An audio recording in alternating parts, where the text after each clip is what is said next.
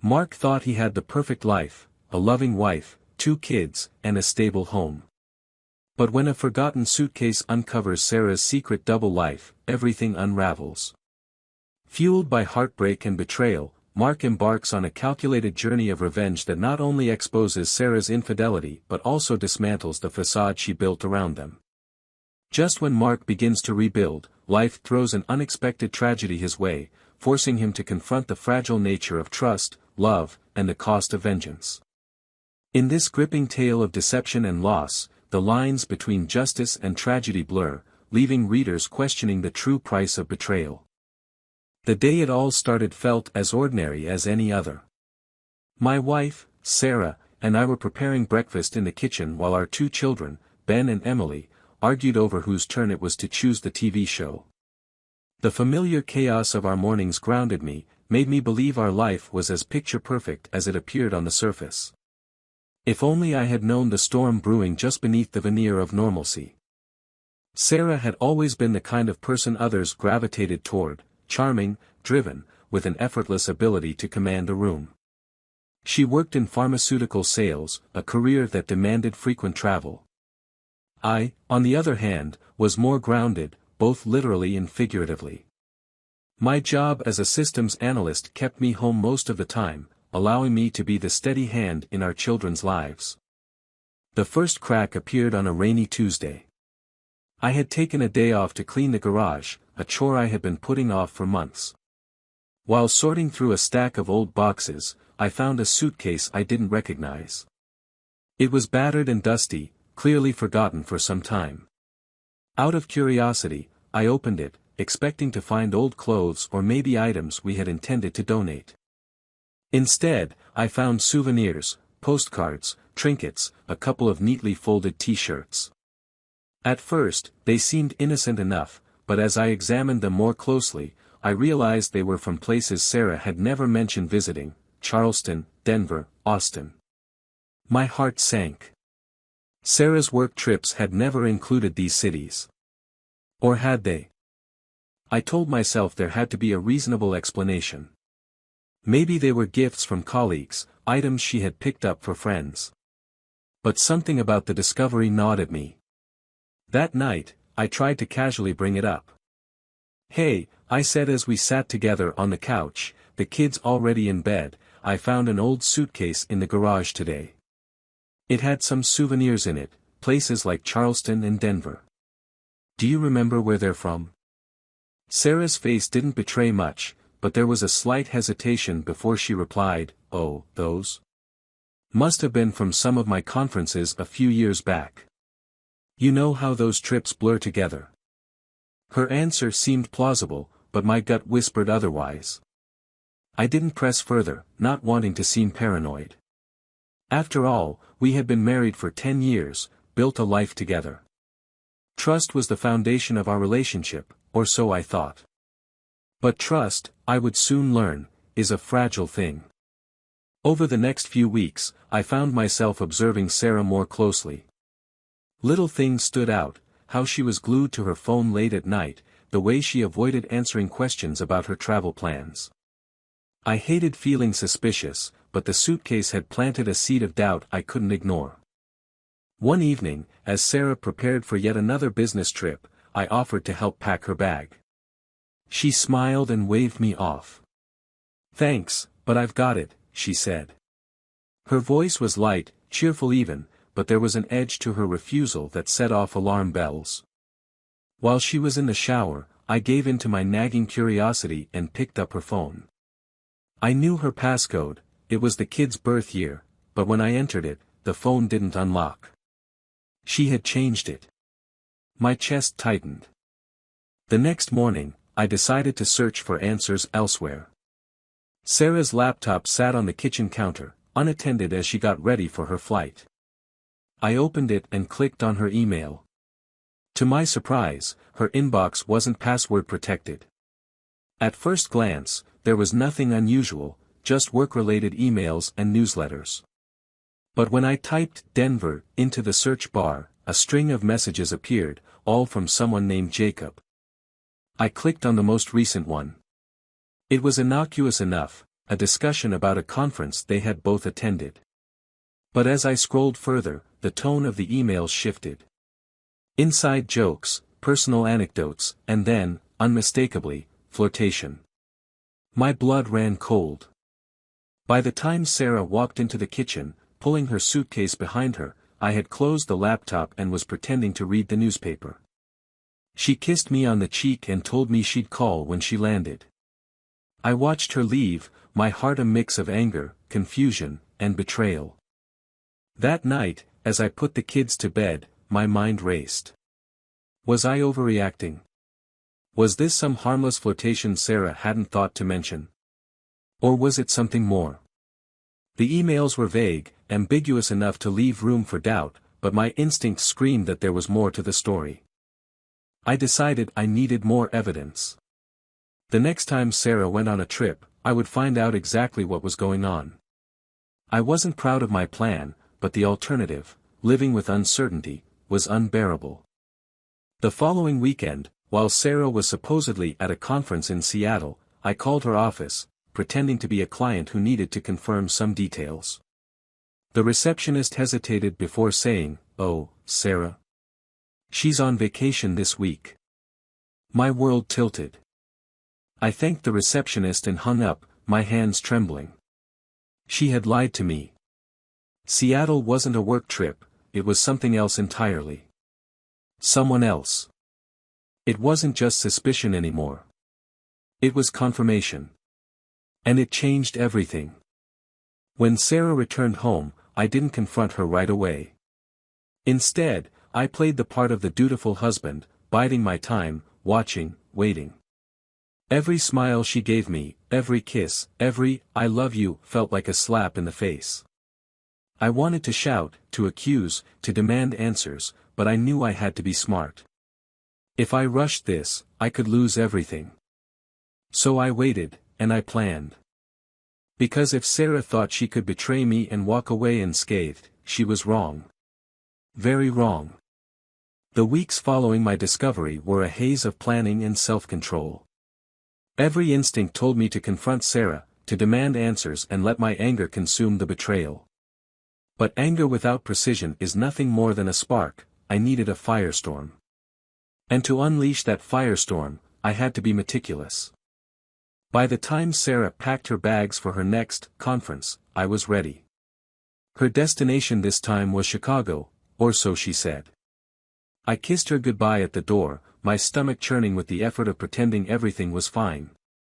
I watched her drive away, then headed to my office. In the months since my suspicions began, I had familiarized myself with tools I never thought I'd use. Tracking apps, GPS monitors, phone spyware, I'd installed all of them with a precision that surprised even me. That morning, I pulled up the app synced to her phone. As expected, she wasn't heading to the airport. Instead, the dot on the map indicated she was driving toward a luxury hotel downtown. I clenched my fists, forcing myself to stay calm. This wasn't the time to act impulsively. When Sarah's dot stopped moving, I called the hotel under the guise of confirming a reservation. "Hi, this is Andrew from IT Solutions," I lied smoothly. "Could you connect me to the room of Sarah Mendez, please? I need to confirm a meeting tomorrow morning." There was a pause, then the receptionist's voice returned. "One moment." I wasn't sure what I expected, but hearing her voice on the other end of the line felt like a punch to the gut. "Hello," Sarah said, her tone light and casual. I hung up without saying a word. There it was, proof. She wasn't in Chicago. She was 15 miles away, lying to my face. That night, as I put the kids to bed, I couldn't stop thinking about the call. Who was with her in that hotel room? Was it Jacob? Or someone else entirely? My mind conjured images I didn't want to see, but I couldn't shut them out. My resolve hardened. I needed more than circumstantial evidence, I needed irrefutable proof. The next day, I hired a private investigator. His name was Eric Cook, a grizzled man in his 50s with the demeanor of someone who had seen it all. He didn't ask unnecessary questions, which I appreciated. Instead, he listened to my situation with a quiet intensity.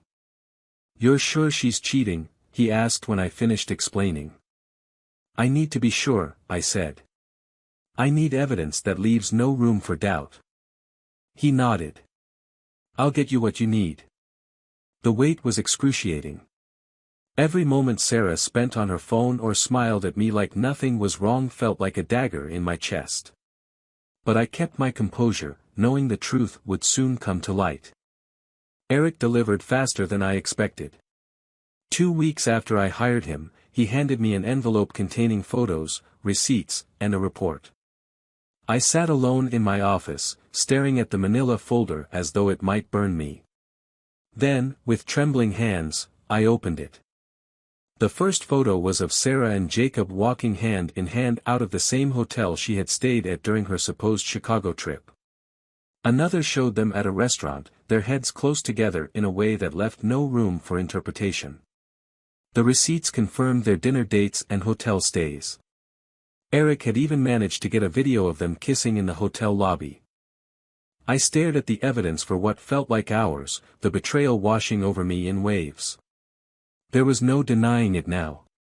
Sarah wasn't just lying, she was living an entirely separate life. That night, as Sarah slept beside me, I lay awake, the folder hidden beneath the bed. I replayed the images in my mind, trying to make sense of it. Was this something I could forgive? Could our marriage survive this? The answer came to me with startling clarity. No. It wasn't just the affair. It was the lies, the deception, the way she had stolen time from me and our children to build a fantasy with someone else. There was no coming back from this. The next day, I began to plan my revenge. I contacted a lawyer, Jennifer Pratt, whose reputation for handling high-stakes divorces was unmatched. When I showed her the evidence, she nodded approvingly. "This is solid," she said. "With this, you'll get custody, the house, and a favorable settlement. Judges don't take kindly to this kind of betrayal." Her confidence buoyed me. I wasn't just going to divorce Sarah, I was going to expose her. Every friend, every colleague, every family member who thought we had the perfect marriage would know the truth. But I wasn't done yet. My revenge needed to be precise, and it needed to leave no room for escape. Sarah had built her betrayal on lies, and I intended to dismantle it brick by brick.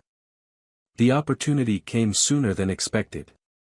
Sarah's birthday was approaching, and she had planned a small dinner party with friends and family. It was the perfect stage. As the day of the party arrived, I played the role of the doting husband. I helped set the table, greeted guests with a smile, and even gave a toast to Sarah, praising her for being the center of our world. She beamed at me, completely unaware of what was to come. When dessert was served, I stood up again. "I have one more surprise for Sarah," I said, my voice steady despite the storm raging inside me. I walked to the living room, where I had set up a projector earlier in the day. With the push of a button, the photos and video Eric had given me appeared on the screen. The room fell silent as the truth unfolded in vivid color. Sarah's face turned pale, her hands trembling as she stared at the evidence of her betrayal. Gasps filled the room, followed by murmurs of disbelief. Her parents, sitting in the front row, looked at her with a mixture of shock and disappointment.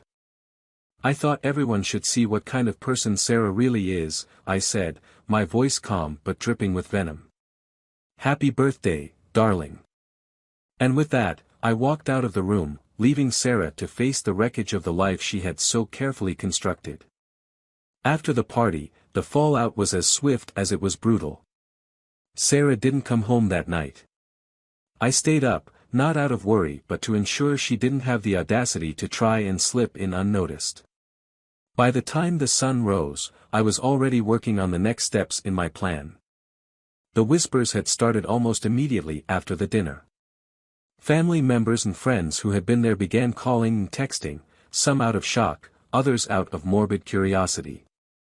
I ignored most of them, focusing instead on preparing for the confrontation that I knew was inevitable. By mid-morning, Sarah finally returned. She looked disheveled, her eyes red from what I assumed was a long night of crying. She stepped into the house cautiously, as though testing the waters. I was waiting for her in the living room, the folder of evidence on the coffee table between us. "You've humiliated me," she began, her voice shaky but defiant. "In front of everyone." I laughed, a cold, humorless sound. "You think that's the issue here? That I humiliated you? What about what you did to me? To this family?" Her mouth opened and closed like a fish gasping for air. For once, she had no clever retort, no rehearsed lie to spin.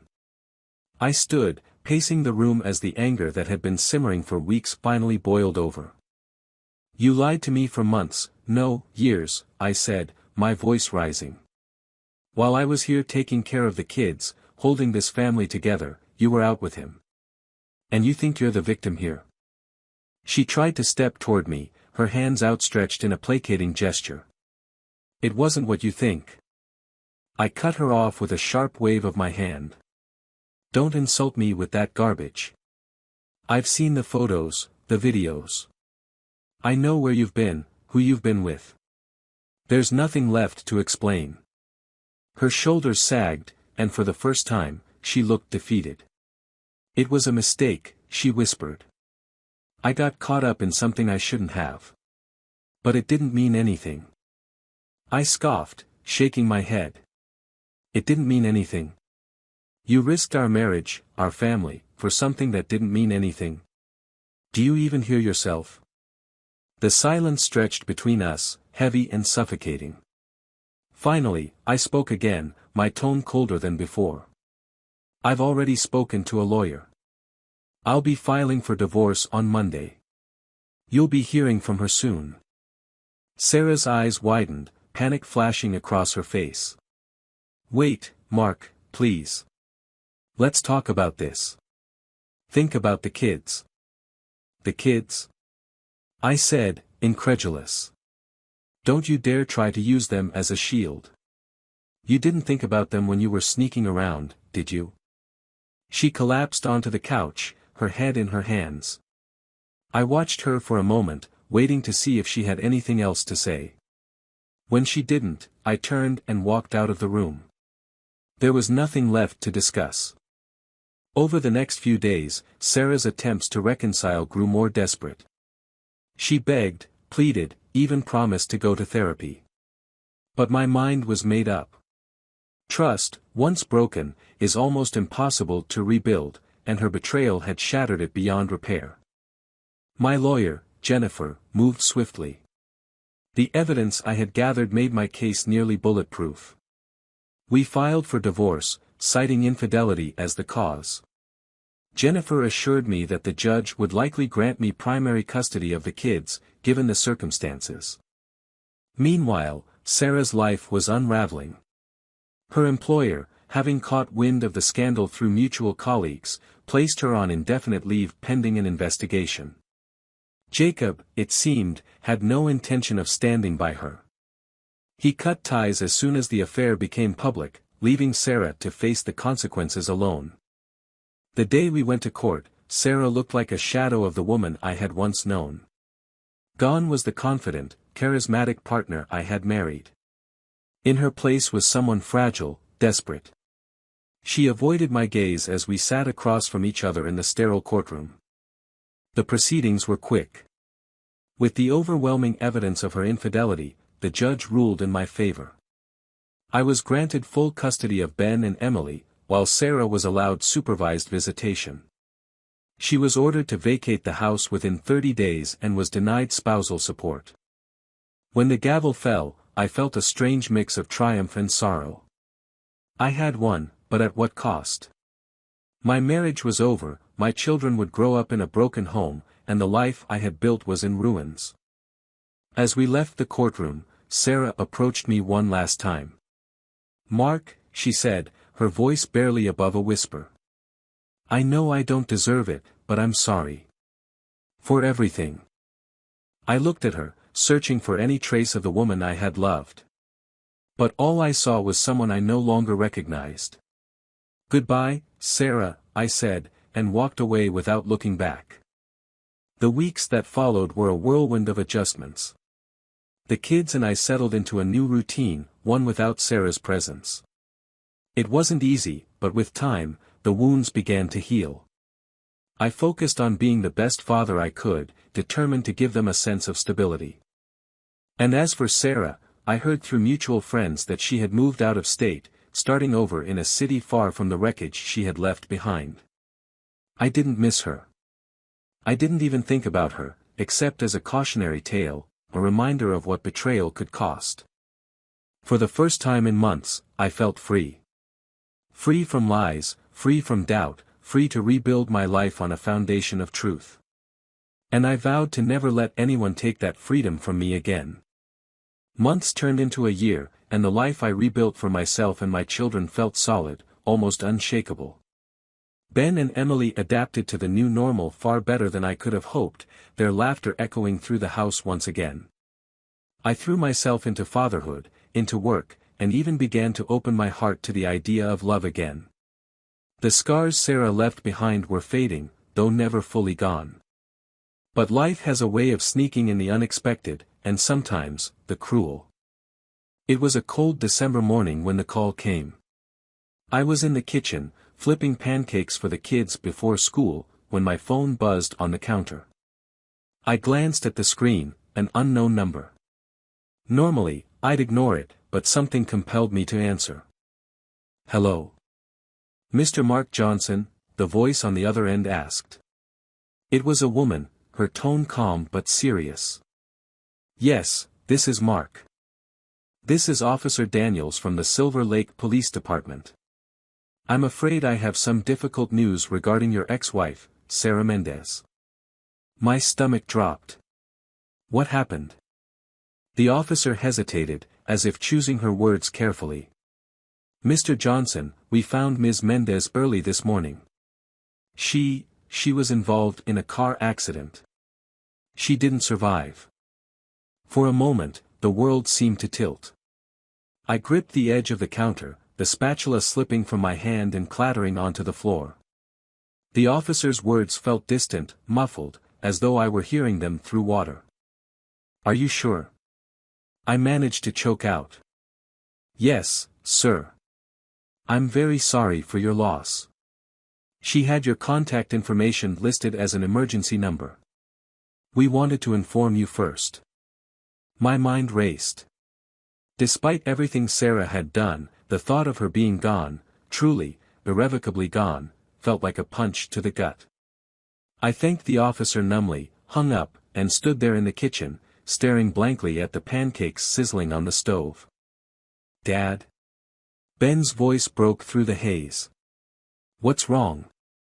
I turned to face him and Emily, their innocent faces filled with concern. How could I tell them?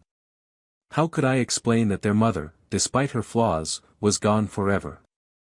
I knelt down and pulled them close, my voice trembling as I said, "I have something to tell you. It's about Mom." The weeks following Sarah's death were a blur of grief and unresolved emotions. The kids struggled to understand, their questions tearing at my heart. "Why did Mom have to go?" Emily asked one night as I tucked her into bed. "Did she love us?" "Of course she loved you," I assured her, my voice breaking. "She loved you more than anything. But did she?" That question haunted me. I couldn't reconcile the Sarah who had betrayed me with the Sarah who had once been a doting mother. And now, I never would. The day of her funeral arrived, a gray and somber morning. The service was small, attended mostly by distant relatives and a few former colleagues. I sat in the back with Ben and Emily, unsure if I belonged among those mourning her. Guilt gnawed at me. Had I been too harsh, too unforgiving? Could things have ended differently if I had been willing to try harder? As the priest spoke, his words faded into the background, replaced by my own memories. I thought of the early days of our marriage, when we were young and full of dreams. I thought of the moments we shared as a family, laughing over board games, cheering at the kids' soccer games. Those moments felt like a lifetime ago, belonging to a different version of us. After the service, we drove home in silence. I thought about the kids and what their lives would look like now. I vowed to be their rock, their constant in a world that had been upended. But life wasn't done with its cruel twists. A month after Sarah's funeral, I received another call, this time from my doctor. A routine checkup had revealed something unexpected, an aggressive form of leukemia. The prognosis wasn't good. I stared at the phone in disbelief, the weight of the news pressing down on me like a physical force. I thought of Ben and Emily, of the life I had fought so hard to give them. How could I leave them now, when they had already lost so much? The thought of them growing up without either parent was unbearable. For weeks, I battled the despair, keeping the diagnosis to myself as I sought treatment. But the disease was relentless, and the treatments left me weakened, barely able to maintain the facade of normalcy. One night, as I lay in bed, Emily crawled in beside me. "Dad, are you okay?" she asked, her voice small. "I'm fine, sweetheart," I lied, pulling her close. "Just tired." She rested her head on my chest, her trust in me unwavering. It was in that moment that I realized I had to prepare them for what was coming. I couldn't leave them unprepared, adrift in a world without me. Over the next few weeks, I began writing letters, one for each birthday, each milestone I wouldn't be there to witness. I poured my love and advice into those pages, hoping they would provide some comfort when I was gone. The day came sooner than I had hoped. It was a quiet morning when I felt the last of my strength slipping away. Ben and Emily were at school, their laughter echoing in my memory as I closed my eyes for the final time. The letters were found months later, tucked away in a drawer. Ben and Emily, now living with my sister, read them together, tears streaming down their faces.